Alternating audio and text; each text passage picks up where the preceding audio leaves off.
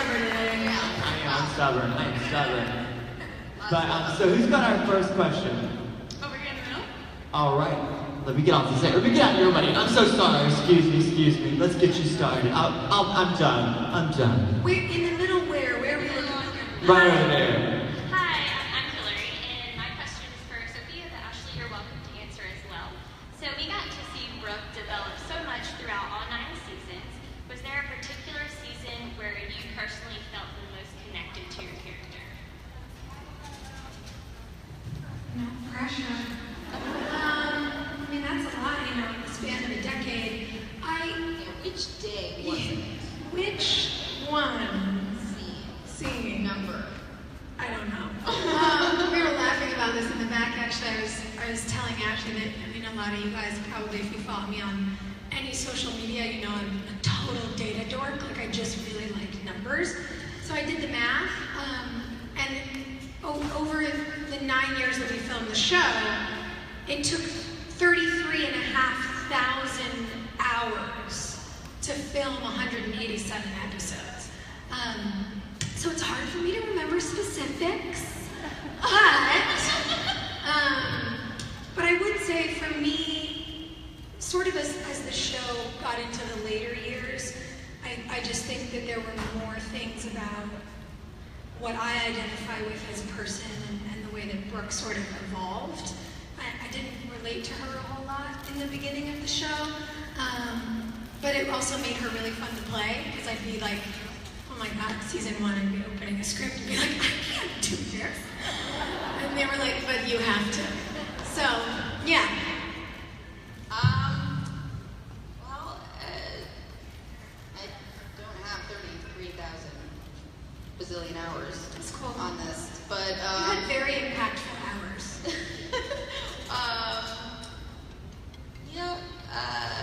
moment I related. I've never stolen anything, and no, that's not. That's true. That's mostly true. Okay, so one time I stole something on accident, really on accident, and I felt so bad. I went back to the store, and then I was paranoid, and I was sweating, so I was like, they're gonna think I actually stole it. And then I actually thought of Sam, and I'm like, what do I do? And I just gave it back. It was not a big deal at all. So I guess I'm sure they appreciated your honesty. yeah, but it didn't really go over our first scene, right? I didn't push anyone or cuss them out. Just apologized and gave a shirt back. So. She's real sweet. Yeah. How does this work? Do we know who asks next? Yeah, we've got one right over there. You do? Yeah. Okay. You guys is right. Very front. Oh, okay. Hi. So sorry. I literally have no idea. Hello. Hi. I just want to say I love you. And this is for you, Sophia. I just want to know, is there a lesson you learned playing Brooke that you carried on into your career and life?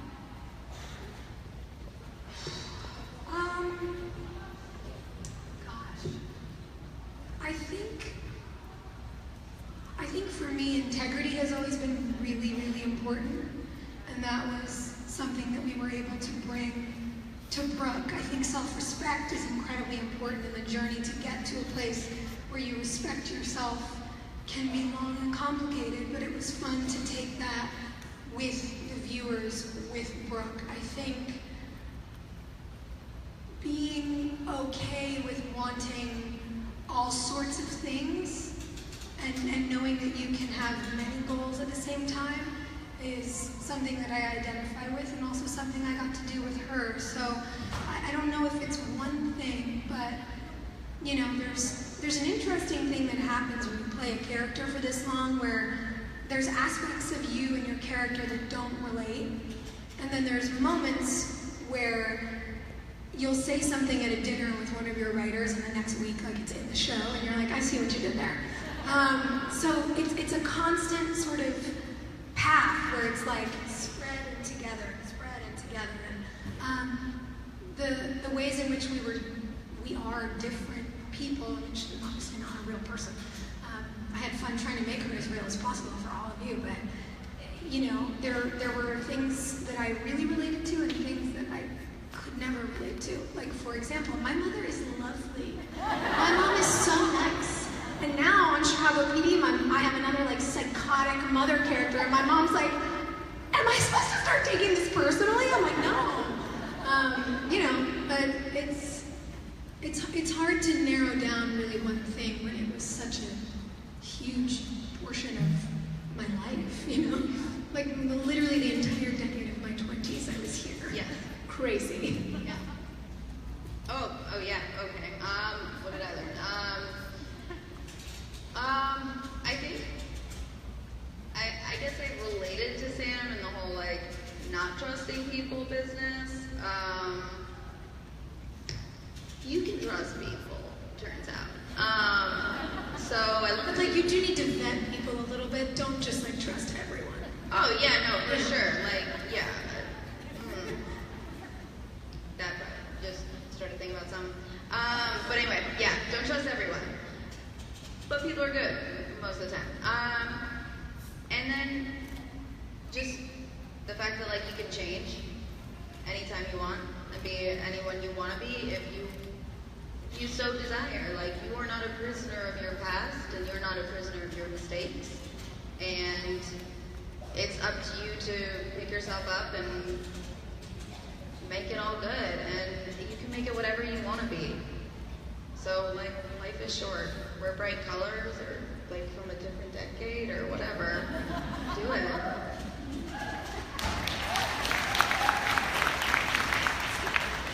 Alright, your next question sticks in it. So after Ashley left the show, did you two still talk to each other? Oh yeah.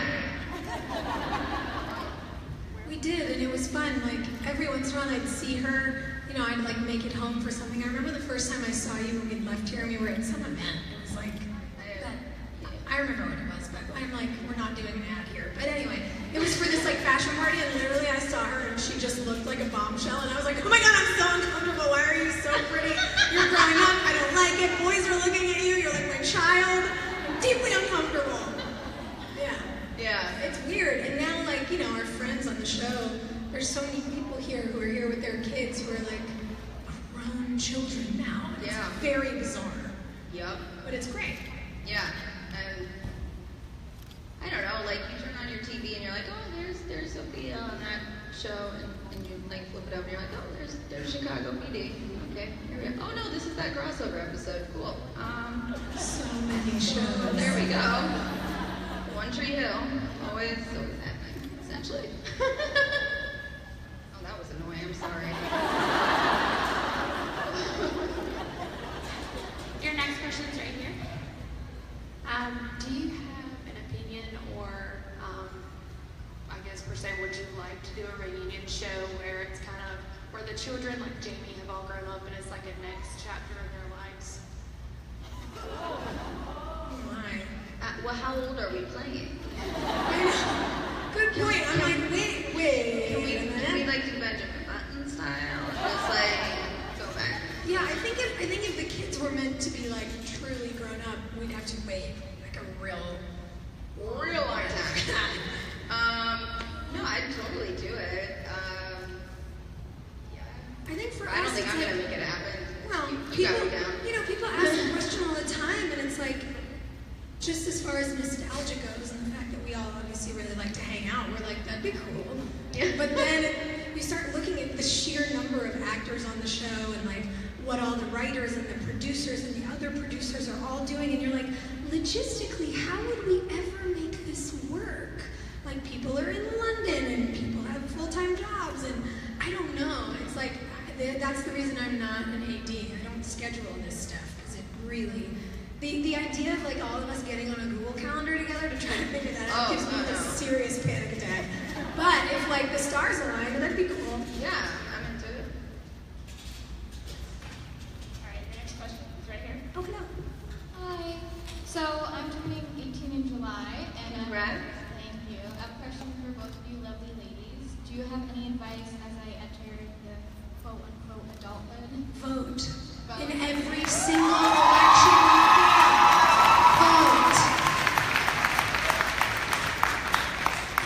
Vote. and go easy on yourself. You're 18, but you're still a kid. And I put a lot of pressure on myself when I was younger. And in this industry, like, you have a job. You're a sort of adult, but you're a sort of adult playing professional dress up. And so it's like this weird situation. That's how I feel about it. And you're in this like weird place where it's people depend on you, and you're going to work, and it's successful and stuff, but you still have real young adult or kid issues. Like, it just is what it is. You're still growing up. So just like be patient, be chill, and don't grow up too fast. Like, pantsuits are fun, but relax on them. Yeah, I would also say, you've got to be patient. You've got to be kind to yourself, and make sure that you're taking care of you. Especially as women, we're constantly encouraged to make sure everybody's happy, that everything is great. Like, how many times has someone asked you how you are when you are not okay? And you're like, I'm fine, I'm great, everything's great. Good. It's not. Good. And you don't have to act like it is to make other people feel okay. You don't have to make excuses for other people's bad behavior to take care of the rest of the people in the room. Write that down. You really, thank you, Van Wilder, I really liked that reference. You really need to make sure you are doing things that make you feel okay. You've got to take care of yourself, and that isn't selfish. Self-love is not selfish. It took me a long time to get there. And it's like, it's still a practice. It's not some place that you get to and then bam, you're like, oh look, I did it. Everything's gonna be okay forever. It's not that easy. So it becomes about practice. And just please remember that. Self-love is not selfish. Ever. We have your next question over here in the front on the left. Right over here. Left. Hey. Hi guys. So for Sophia, my question for you is, what has been the main difference for you as an actress between playing Erin and Brooke? And then for Ashley, would you ever like to do a guest spot on Chicago PD? Yeah. Of course. Call me tomorrow. Like, I'll pick up the phone. Yeah. You know, they're different. They're just different characters. They're completely different people. It's funny because, like, somebody said something recently that was, like, so funny to me. They sent me a photo of me drinking out of a cup on One Tree Hill, and then a photo of me drinking out of a cup on Chicago PD, and they were like, same drinking face. And I was like, because it's my face. It's literally like me in a cup with a straw. Like, I don't know how many. It's not on purpose, guys. Like, nothing's ever. It's never. I'm literally. I don't know. I don't even remember the first one until I see the photo of it. They're not. I don't ever think about how they relate to each other because for me they don't. Brooke Davis was a person that I played, who I adored, and sometimes was mortified by, and sometimes was really proud of, and who, you know, the writers will tell you, like, through sheer force of my own will, apparently I helped shape, because they're just like, you are stubborn as shit, and like, you were just gonna like be this feminist leader, whether we wanted to write it that way or not. And I was like, thanks. And you know, Erin is her own, like, completely her own person. I don't think about the way that they overlap. I enjoy doing new things. Like, I have terrible ADD. I get so bored if I have to do the same thing every day.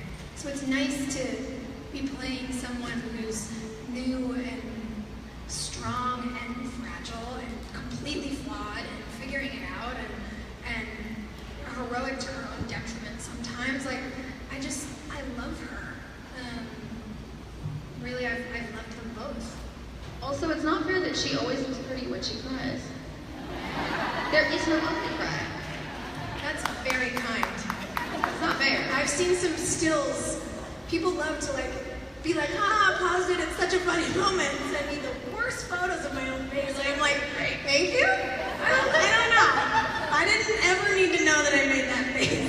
Because now the next time I have to cry on camera, I'm gonna be like, I don't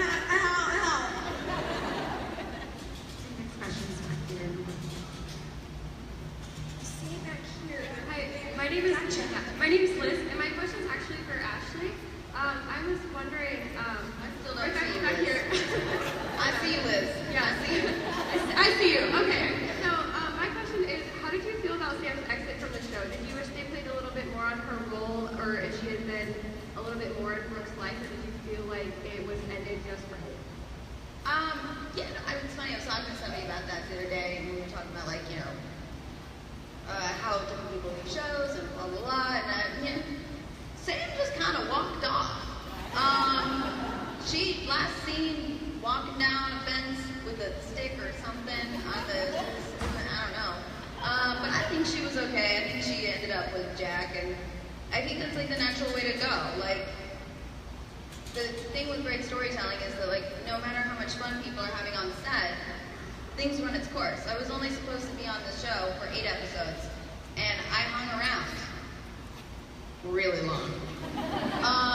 And I'm grateful for that. So like, it was awesome to be a part of this like this show is obviously of cultural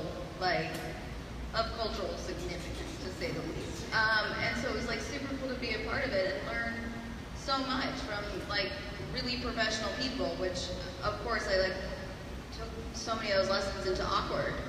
And it So was good. It's just so good. and it's That's my proud parent moment. Oh, thank you. Yeah. So I think it ended naturally. I mean, like a status update would be cool, but who knows? All right, we have your next one front and center here. Hi, my question's for Sophia. What scenes did you find the most fun filming, and what cast members did you love filming with the most? It's so hard for me to remember the scenes, you guys. There were so many. Okay, what comes to mind? When we filmed Brooke's bachelorette party, literally, we had so much fun. Lisa Goldstein and I were like rolling on the floor laughing. There's like the scene where we're all dancing and my ring is supposed to go flying. So they had to order like an engagement ring that was big enough that I could throw my hands in the air and it would fly off my hand. But then also like rings are very small. So it went flying and like one take hit somebody in the head and we were laughing and like the person who had hit thought that it was really funny, and then another one like it goes flying and they're like, great shot, find the ring. And no one knows where it is. Because we're throwing a party and it bounced off a lamp and behind a table and under a thing. So the whole crew is crawling around on the floor, just like, we have to find this freaking ring. And so it actually turned into like total shenanigans. And I don't know, when you asked me that was like the first thing that came to mind was thinking about Lisa just going like, ah! She's just like the cutest person that ever lived. That was a fun day. Your next question's right over here. Hi, love you both. My question's for Sophia. I think I speak for most of us in this room when I say that you're kind of our hero. And I just want to know who's inspired you, like you've affected all of us. Man, I'm so inspired by the women who are like closest to me in my life. My friends are people who I admire so deeply.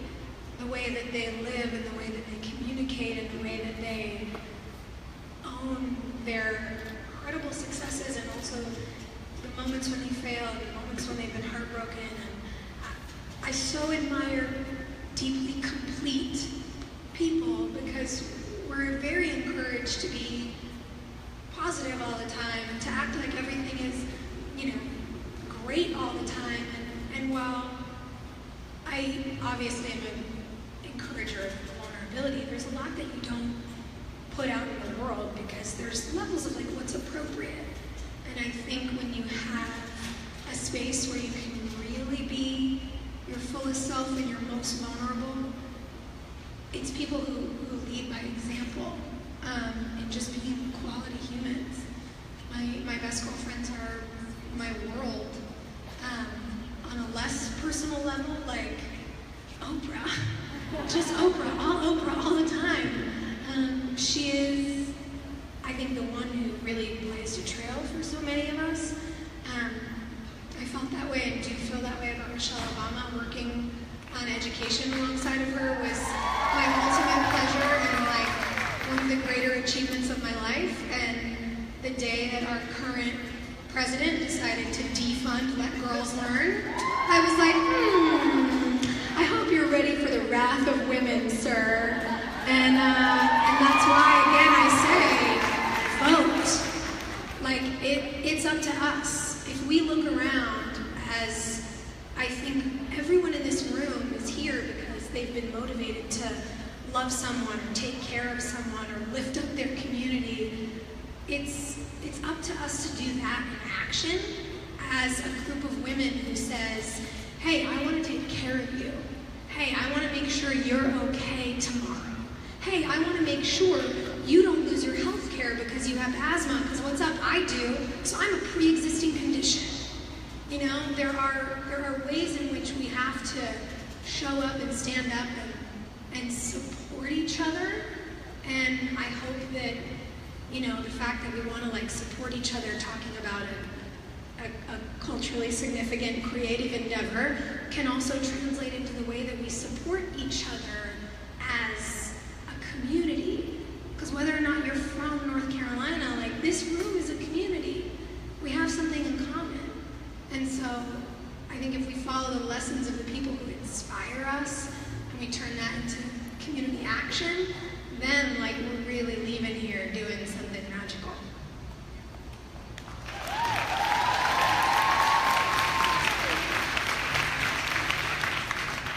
Next question's to you, right?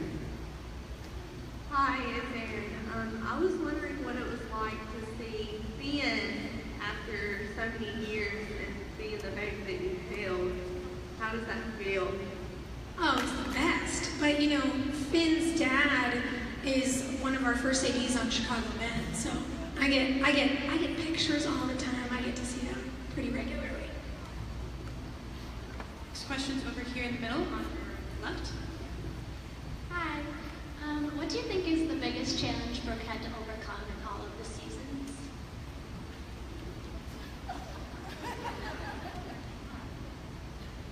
I don't know. There were so many. She had a rough go for a while. I think about like, there were so many life stages. I think early on, as a woman, as a young woman, Brooke being betrayed and choosing to value herself and not put up with that kind of behavior was a big one. I think that her learning to stand on her own 2 feet and do the right thing for her investors as a businesswoman was huge and atypical, and again, example setting.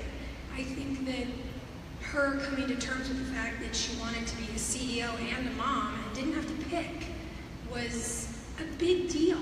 You know, so often it's like moms are fighting with other moms and like working moms hate stay-at-home moms, and I like watch all this mom fighting and I'm like, what is up with this? Like, having kids is so hard. I've been a nanny and I'm stressed out.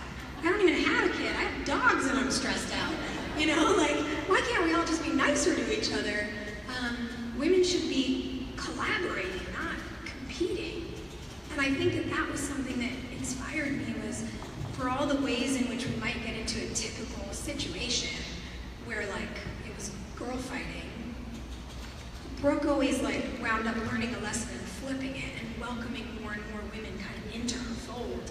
And all the competing always flipped into collaboration for her. And I loved that. I want that for women. That's what I want for all of us. You know, there is no finite bucket of success. There's no like finite group of men or women. There isn't. Like, you're always gonna find a job and you're always gonna find somebody who wants to date you. And it might take a while, but you're gonna be fine. So like, you don't have to fight with other women for it. And especially in the workforce, women have to support other women until the numbers even out and we have better odds in any company, in any job. You know, I cannot echo that enough. and especially like everybody thinks like, oh, well, you know, actresses, they just hate each other. And I'm like, we do? Because I watch her show and I'm like, go, bitch, go. You know, like we're super proud of each other. Yeah, I don't have time to hate wake up with zingers and be mean and like plot. And I think about that with internet bullies. You're like trolls. Where are you spending, bro? I Go outside. I'm literally like, is this? I get so hurt, and then I'm like, but wait, is this the best thing you have to do with your day? Like, honey, find somebody to collaborate with. Yeah.